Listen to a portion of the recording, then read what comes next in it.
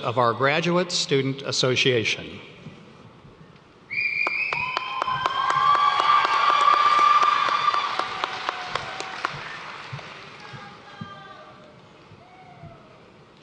Assalamu alaikum, meaning peace be upon you all. I was born in a beautiful city in Palestine. It is for this moment and this accomplishment that my parents decided to come here and build a life here. So to my mother and father, I'd like to begin by extending my deepest gratitude for their dedication, sacrifices, and love that were cornerstone to my success, as well as my brothers and sisters who have always been there for me. I am not alone in this gratitude. Every single one of you in the audience has sacrificed for a graduate here or contributed to their success in ways that we will never forget. So thank you all. Now, it is essential to understand and acknowledge the unique journey that has brought us all to this moment in our time here. In our time here, we have witnessed profound challenges and injustices that have shaken our world like never before. We witnessed and are still witnessing an unprecedented amount of loss of innocent life in Palestine. Over the last 7 months, at least 40,000 human beings have been killed by the state of Israel. These people were not only innocent Muslims, but innocent Christians and innocent Jews as well. These people were civilians, a majority of them children. We have witnessed the demolition of one of the oldest churches in the world, of mosques, of universities, and even of designated safe zones by the United Nations. Although today is a day of accomplishments and happiness, this is a difficult reality that we must acknowledge as we proceed to the next chapter of our lives. Why, you may ask? Because we, the people, are funding these horrors with our tax dollars. Every single one of you will continue into your professional lives and be impacted by this. Consider the following. The fact that teachers who quite literally shape our future are paid less than a full-time and than an average full-time employee, or that 1.2 million veterans who put their lives on the line for this country, that they live below the poverty line, or that our top health insurance companies made nearly $69 billion in profits the same year that 68,000 Americans died due to a lack of access to health care. We are the generation that must address these issues at home. We must ask why we have sent around $320 billion in foreign aid to a state convicted of war crimes, countless violations of international law, and who are on trial for genocide, while Americans are dying due to lack of access to health care. This is the message that I want to leave you all with today, that we are the generation.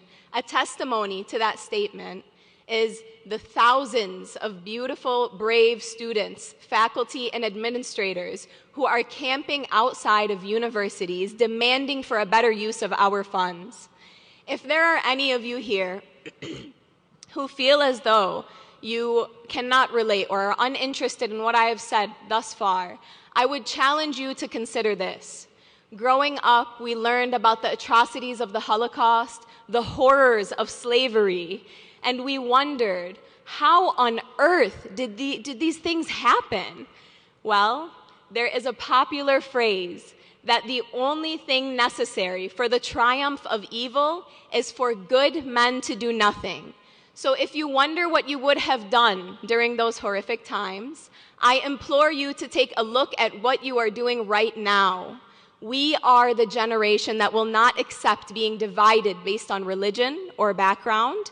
We will not accept unwarranted, uneducated, and hateful labels as we demand a better future for ourselves and for justice.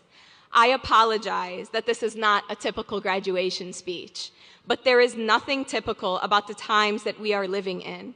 There is nothing typical about 15,000 children live-streamed deaths being watched. And there is nothing acceptable about our institutional complicity, silence, or the gross misuse of police force nationwide. The world is in desperate need of change, and we must be the ones to do it. So this goes to everybody here today, my friends and family, professors, deans, and my fellow students. We must use every opportunity we have to make change, no matter how scary it is.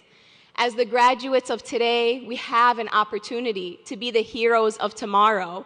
If we look to history, we will see that the students have always been on the right side of history. The key to this is solidarity, accepting discomfort at the cost of truth, having difficult conversations to find common grounds, and working together towards salam, which, if you recall, means peace. Remember when I leave this stage that my calling was one for peace. So to not support that would not be a reflection of our UT values or our humanity. I will end by sending my salam to the struggling teachers and veterans, to my fellow Americans, to my family in Palestine, to the people of Gaza, and to all of those who are fighting for peace. Congratulations to you all, and salam.